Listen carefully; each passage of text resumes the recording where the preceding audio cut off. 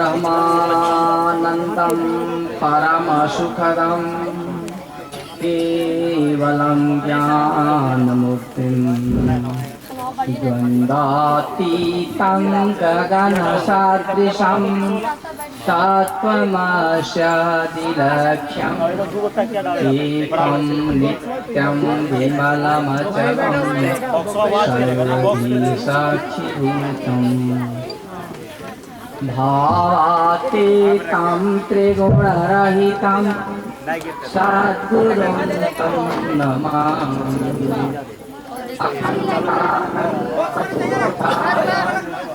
शिष्य संतापहारिणे सच्चिदानन्दरूपाय तस्मै श्री गुरवे नमः। तस्मै श्री गुरवे नमः। सर्वप्रथम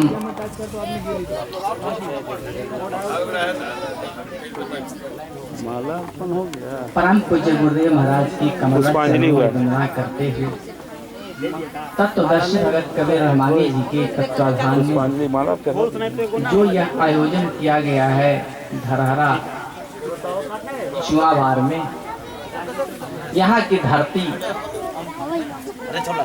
को मैं नमन करता हूँ। बिहार राज्य के इस ग्राम सभा के जनता जनार्दन तथा जहाँ कार्यक्रम हो रहा है जिनके गृह पर भाई रामचंद्र जी, इनकी बहुत महान योगदान रहा है इसमें। इनको, इनके परिवार को तथा इस नगर बस्ती के सभी लोगों को हार्दिक बधाई देते हुए इस कड़ाके की सर्दी में हम सबको नमन करते हुए इस धरती को बार बार नमन करते हैं तथा हमारे संचालक, कुशल संचालक भाई जनार्दन जी, संगीतकार हमारे भाई विजय, डॉक्टर विजय जी, नरेश जी, जागो जी एवं मंचासीन हमारे बड़े भ्राता श्री लक्ष्मीदास जी, श्याम सुंदर जी, हमारी माता जी एवं हमारे रामधनी दास जी, नाथुन भाई, सबका नाम जानते हैं। सबको प्रणाम श्रद्धासुमन अर्पित करते हुए गुरु की वंदना सुना माता देवी के माध्यम से और हमारे भाइयों ने गाया सुमिरन कर ले हे दुखियारी मैया। गुरु प्रार्थना से कार्यक्रम शुरू हुआ। अभी हम आपके सामने मौजूद हैं। गुरु बड़े कृपा करके, बड़े अनुग्रह करके यह शरीर दिया है और हम लोग आए हैं कथा सुनने के लिए। कौन सी कथा सुनावे हम आपको? किस कथा से आपका कल्याण? कथा में दो वर्ण है, दो शब्द है। कथा, कथा वह है जिससे व्यथा दूर हो जाती है। मन की व्यथा, मन की शांति और गृह कार्य में शांति और अपने परिवार में शांति रहने के लिए हम व्यवस्था करते हैं, लेकिन हो नहीं पाता। साधु संतों के यहाँ सत्संग सुनते हैं जाकर, तीर्थ व्रत करते हैं जाकर, पूजा अर्चना करते हैं, फिर भी शांति। क्यों शांति नहीं मिलती? इसका कारण है मन एकाग्र नहीं हो पाता और हम स्वार्थ की वशीभूत रहते हैं। भजन प्रेम से होता है। बच्ची हल्ला ना करो, शांति पूर्वक सुनोगे तो आनंद आएगा। भगवान की कथा प्रेम से सुना जाता है और उसी कथा को मैं कहने जा रहा हूं। कथा तो तत्वदर्शन के माध्यम से कहता मगर समझ में नहीं आए। ये प्रथम पाली का समय है। 3 दिन कार्यक्रम चलेंगे। 3 दिन में हम आपको कथा सुनाएंगे, हमारे भाई सुनाएंगे, हमारे गुरुदेव भी सुनाएंगे।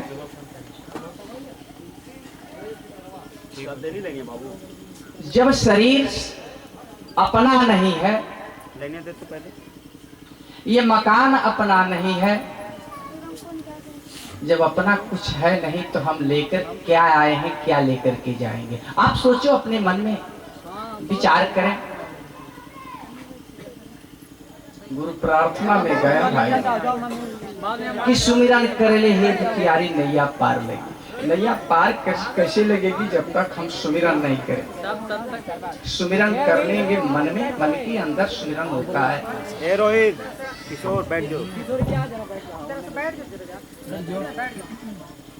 सुमिरन, ध्यान, भजन तीनों एक प्रक्रिया है और ये साधना का विषय। साधना, आराधना, प्रार्थना। जब मन एकाग्र नहीं है तो हम साधना किसका करेंगे, प्रार्थना किसका करेंगे और साधना कैसे होगी। ये शरीर के द्वारा ही साधना हो सकता है, लेकिन यह शरीर में हमने कूड़ा कबाड़ा रख डाला। ले और ले भी। एक बार प्रेम से बोलिए परम पूज्य गुरुदेव महाराज की, भार्गव ज्योति दरबार की, तत्वदर्शी भगत कबीर रमानी जी महाराज की जय जय। तो आप लोगों ने बोला। पहले आप लोगों को मन को पवित्र कर दें, इसके बाद कथा शुरू करेंगे। नहीं आप लोग भागवत महापुराण की कथा मैं आपको सुनाऊंगा, तब तक हमारे साथ आप लोग थोड़ा सा जी ना बोली यो करे के पिलुआ काटी। पिलुआ देख लो नहीं सर, है छोटे छोटे कीड़ा वाला। बोली सर। राम राम कहो ना तो पिलुआ काटी, राम राम कहो ना तो पिलुआ काटी, पिलुआ काटी भैया पिलुआ काटी।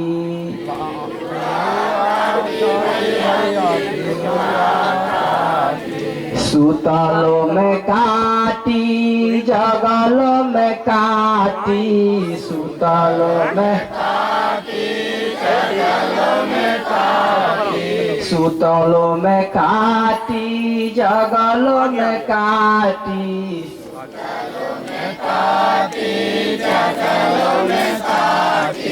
अहे जमुराज तो पकड़ लिए घाटी, अहे जमुराज तो पकड़ लिए घाटी। आई बूढ़ा पत धइले बलाठी, आई बूढ़ा पत धइले बलाठी। आ सुंदर बदन एक दिन होई जइहे माटी, सुंदर बदन एक दिन होई जइहे माटी। राम राम कहना तो पिलुआ काटी, राम राम कहना पिलुआ काटी। मित्रों, मैंने आपको इसलिए कहा कि राम का नाम लेना अनिवार्य है। इस पवित्र मुख से हम भोजन करते हैं और राम का नाम लेते हैं। इसलिए मैंने कहा कि राम का नाम लो, राम का नाम सत्य है। जब सत्य है तो हमको लेना जरूरी है। हल्ला गुल्ला बंद करें, हम प्रार्थना करते हैं आपसे, तब हम कथा शुरू करते हैं आपको और सुनावे। बोले प्रेम से पूज्य गुरुदेव महाराज की। एक समय की बात है, तुंगभद्रा नदी के किनारे एक ब्राह्मण देवता रहते थे जिनका नाम था आत्मदेव। आत्मदेव नाम का एक ब्राह्मण बाहर निकल के बात करिए ना। वो बड़ा वेदज्ञ, मर्मज्ञ और तत्वज्ञानी था। अरे उधरे हमें तो भिड़वा नहीं जा। अरे बोला जा रहा आप तो बाहर निकल के बात। लेकिन उनकी जो पत्नी थी वो उल्टी नारी थी, उल्टा थी, बड़ी लड़ाकू थी, बड़ी झगड़ालू थी। उससे पंडित जी तंग आ गए थे और उनका कोई संतान नहीं था। पंडित जी का कोई संतान नहीं था।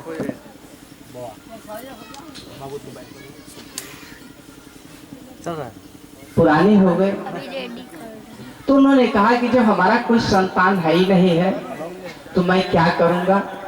और उनके पत्नी का नाम था धुंधली। उनके पत्नी का नाम धुंधली था। वो बड़ी उल्टी नारी थी, झगड़ालू प्रवृत्ति की थी, झगड़ा किया करती थी हमेशा। पंडित जी से बनता उनता नहीं था।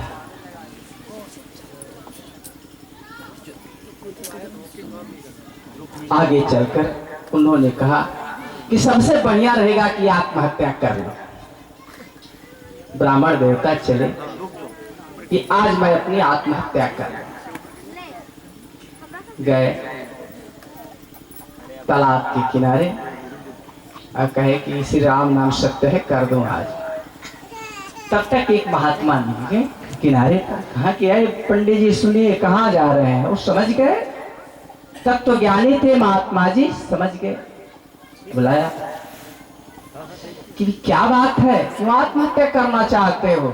आज सब लोग आत्महत्या कर रहे हैं, आत्म सुसाइड कर रहे हैं, क्यों? उस समय भी ये धंधा था, आज भी कर रहे हैं। भागवत महापुराण की कथा मैं सुना रहा हूं,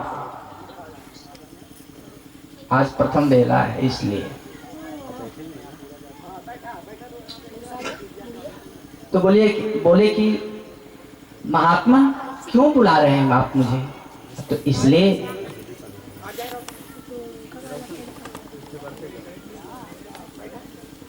कि आत्महत्या करना महापाप है। आत्महत्या करना महापाप है। क्यों आत्महत्या कर रहे हैं? अब तो इसलिए मेरे कोई संतान नहीं। तो वास्तव में महात्मा ने कहा कि वास्तव में आपके पास कोई संतान नहीं तो संतान होगा भी नहीं। लेकिन संत का विचार, संत का हृदय द्रवित हो गया और कहा कि ठीक है, ये फल ले लीजिए, मैं देता हूं और अपने पत्नी को खिला देना। उनके गर्भ से बच्चा उत्पन्न होगा, संतान उत्पन्न होगा।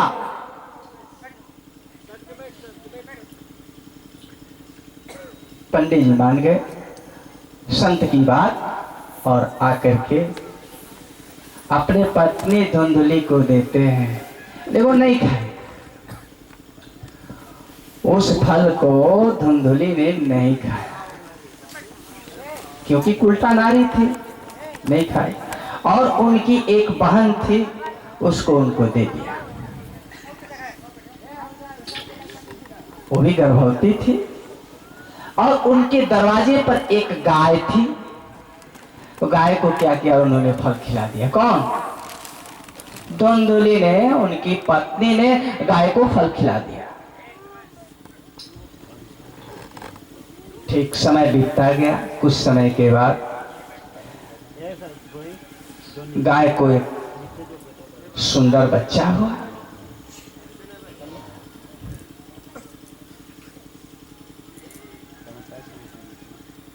उसके कान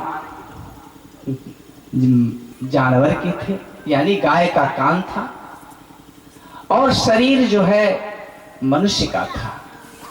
आप लोग सोचिए, उनका कान जो था गाय का कान था और शरीर मनुष्य का था। तो इसलिए उनका नाम रखा गया गोकर्ण। क्या नाम रखा गया? गोकर्ण। गाय का बच्चा, कान था इसलिए कर्ण रखा गया। और गो से मैंने गाय से उत्पन्न हुआ, इसलिए उनका नाम गोकर्ण रखा गया। और उसी समय उसके बहन का एक बच्चा पैदा हुआ, उसका नाम रखा गया है धुंधुकारी। वो बड़ा दुष्ट था, बचपन से लेकर के और विद्यार्थी जीवन तक वो बड़ा दुष्ट प्रवृत्ति का हुआ। और इधर गोकर्ण जो है धीरे धीरे पालन पोषण होता चला गया। पंडित जी ने कहा कि भाई देखिए, ये तो बड़ा सुंदर बछड़ा हुआ, लेकिन कान है गाय का और शरीर है मनुष्य का, ये तो गजब खेला हो गया। पंडित जी समझ गए इस चीज को, क्योंकि तत्वज्ञानी थे कि ये फल खाए नहीं, इसको दे। वास्तव में संत वचन टलता नहीं। संत जी ने कहा था कि आपके भाग्य में बच्चा संतान नहीं है, लेकिन हुआ गाय के गर्भ से। आप लोग सोचिएगा कैसी कथा है। कथा बहुत सुने होंगे, लेकिन तत्व ज्ञान की तरफ मैं ले जा रहा हूं आपको। तो धीरे धीरे बढ़ते चले गए। दोनों बच्चों का पालन पोषण एक साथ होता चला गया।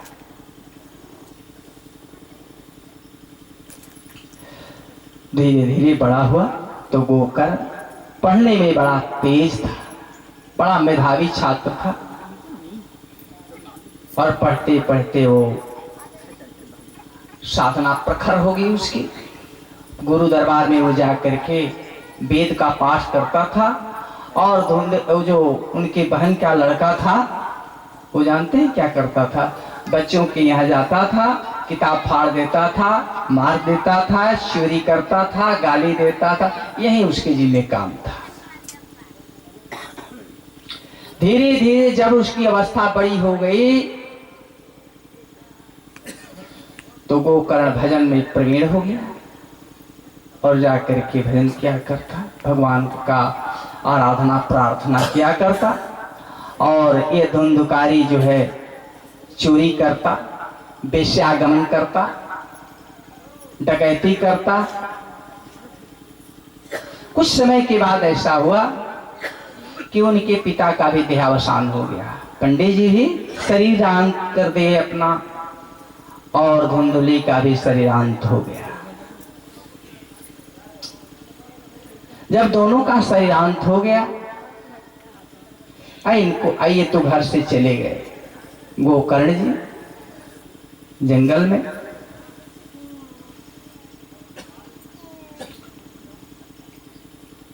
यह क्या किया कि एक गांव में जाकर के, और वहां कुछ नृत्य करने वाली नृत्यकाएं आती थी, आज भी हैं नृत्य करने वाले। वहां जाकर के वो सोया था और यही सोता था, साथ में जाकर के ये भी सोया। तो क्या कि उन लोगों ने इनको कुएं में गिरा दिया, कुएं में ढकेल दिया। किसी तरह से उसको निकाला गया, निकला और वहां से वो लोग फिर भी कहा कि वो मरा नहीं, फिर भी वो मरा नहीं, किसी तरह से निकाला गया। निकालने के बाद विषयों ने कहा कि जिंदा रहेगा तो हम लोगों को परेशान करता रहेगा, इसलिए क्या करो कि इसको जला डालो। रात्रि में वो सोया। सोने के बाद मिल करके नर्तकियों ने उनके शरीर को जला डाला। इधर किसी को पता नहीं है, उनका घर तो सुना पड़ गया और वह जो है प्रेत हो गया, मर गया। शरीर जो भी इसका शरीर जल गया वो प्रेत हो गया। प्रेत हो गया तो भटक रहा है, चारों तरफ भटक रहा है। आत्महत्या का करने वालों का ऐसा ही हश्र होता है। जो व्यक्ति इस प्रकार का करता आत्महत्या, वो प्रेत होता है। कभी अपने जीवन में प्रेत आत्महत्या नहीं करना चाहिए। वो भटकता हुआ कहीं पानी नहीं मिल रहा था, कहीं कुछ नहीं मिल रहा था, लेकिन उसको ज्ञान था। जब गोकर्ण आए कि थोड़ा सा हम अपने गांव को घूम आवे, घूमते हुए आए तो देखे कि हमारे घर में कोई नहीं, सब सोना पड़ा हुआ है। भाई को खोज किए तो पता चला कि वही आत्मा को भी वेश्याओं ने जला डाला, माता पिता भी। तो वो अपने माता पिता को इसी गया में प्रतिष्ठित किए। वो प्राण प्रतिष्ठा के दौरान उनको सदगति दिया माता पिता को। अब बच गया धुंधुकारी, नाम भी आप सुन रहे हैं कि धुंधुकारी किसी काम का, और उनके माता का भी नाम धुंधुली था। जैसा नाम वैसा काम। बोलो प्रेम से श्री रामचंद्र की जय, श्री गुरुदेव महाराज की जय। आगे की कड़ी में क्या कथा आती है कि धीरे धीरे उनको पता लगा गोकर्ण जी को। अरे थोड़ा सा मांगा लो, तो समझ नहीं आता तो अलग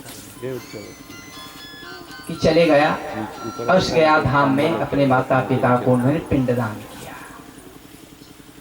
पिंडदान का मतलब है शरीर पिंड है और पिंड से पार जाना है। यदि पिंड दान करोगे आटा का बना करके, वो पिंड नहीं है, पिंड शरीर है और इस पिंड से पार जाना है। तत्व दर्शन में कल बताऊंगा।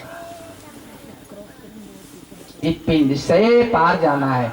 शरीर स्थूल है, सूक्ष्म है और कारण है, इसके बाहर पार जाना होगा। साधना की प्रक्रिया है। इसलिए भागवत महापुराण की कथा में बताया हमने कि जब धुंधुकारी प्रेत अपने भाई के यहाँ आया रात्रि को, कहा कि भैया मेरा शरीर जल रहा है, अग्नि से जल रहा है, वेश्याओं ने मुझे मार डाला है, इसलिए भैया मुझे मुक्ति प्रदान कर दो। कहा कि ठीक। तो इसको भागवत महापुराण की कथा सुना करके मुक्ति दे सकते हैं। तो अपने गांव में घूमने के बाद सब जगह से बताए कि भाई आज हम इनको भागवत महापुराण की कथा सुनाए। तो भागवत महापुराण की कथा सुनाने के पूर्व गोकर्ण जी पूरे गांव में भ्रमण किए। सब लोग, माता, बहन, भाई, बंधु, जिसको बना वो आया। कुछ ही लोग आए और उन्होंने एक तालाब के किनारे आकर के गोकर्ण जी भागवत महापुराण का अनुष्ठान किया। उस अनुष्ठान में एक उन्होंने बांस का एक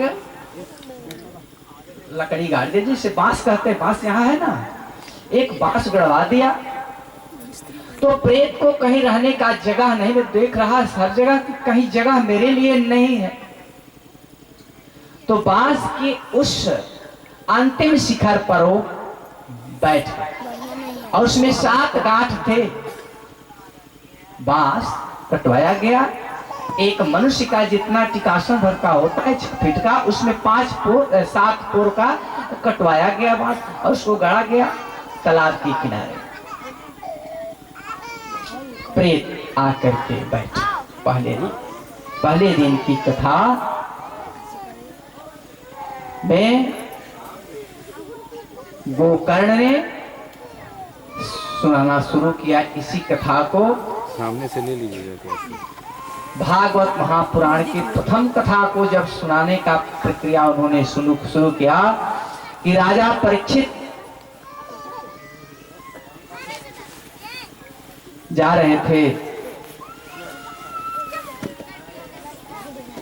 जंगल में,